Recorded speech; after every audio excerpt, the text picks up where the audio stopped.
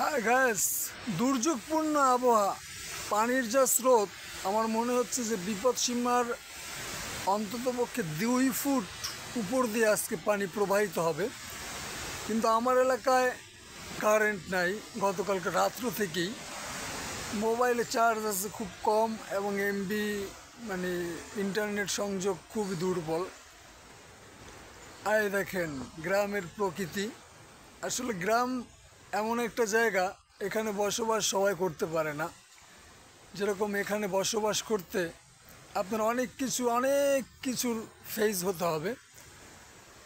যেরকম এই পানি উঠতেছে আজকে দেখেন, এটা আমাদের একটা ছোট্ট খালের পানির প্রচুর স্রোত।